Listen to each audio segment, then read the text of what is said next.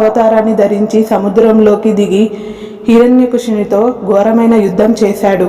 యుద్ధం చాలా కాలం పాటు కొనసాగింది.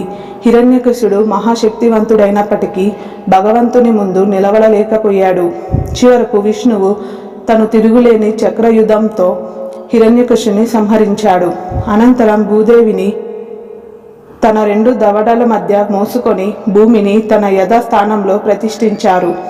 ఈ రక్షణ తర్వాత వరాహస్వామి భూమిని వివాహం చేసుకున్నాడు మరియు వీరికి మంగళ అనే కుమారుడు జన్మించాడు.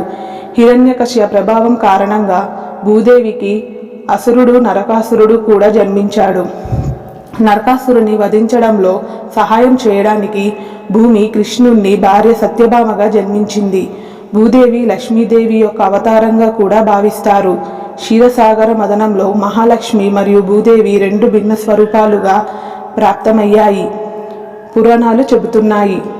వైష్ణవ సంప్రదాయాలలో కూడా భూమిని లక్ష్మీదేవితో పాటు విష్ణువు యొక్క ద్వితీయ భార్యగా కూడా చెప్తారు అని బ్రాహ్మణుడు చెప్తాడు.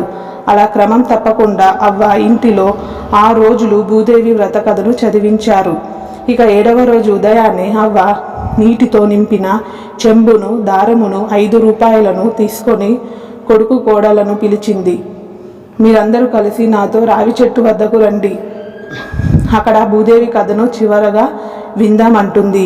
ఈరోజు నేను మీ అందరినీ విడిచి వెళ్ళిపోతాను, రేపు తెల్లవారేసరికి ఈ లోకానికి వదిలివేస్తున్నాను అని చెబుతుంది.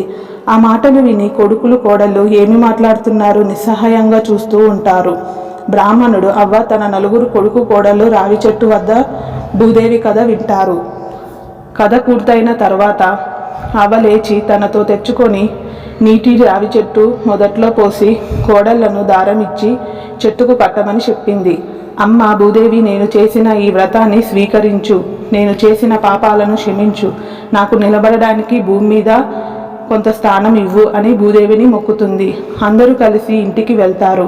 అవ్వ తన కోడలితో ఇలా అంటుంది, ఈరోజు నా చివరి రోజు, నాకు ఇష్టమైన వంటలు చేసి పెట్టండి, నేను ఆనందంగా ఇక్కడి నుండి వెళ్ళిపోతాను అంటుంది. దానికి చిన్న కోడలు ఇలా అంటుంది, ఇంట్లో ఏముందని మీకు ఇష్టమైన వంటలు చేయాలని అని దానాలు పూజలు వ్రతాలు చేసి మమ్మల్ని కట్టిక పేదవారిని చేశావు. మీరు ఏదో నిజంగానే చనిపోతారని మేము నమ్మి మీకు ఇన్ని సేవలు చేస్తున్నాము అంటుంది. ఇక పెద్ద కోడలు, ఇక చాలు ఆపు,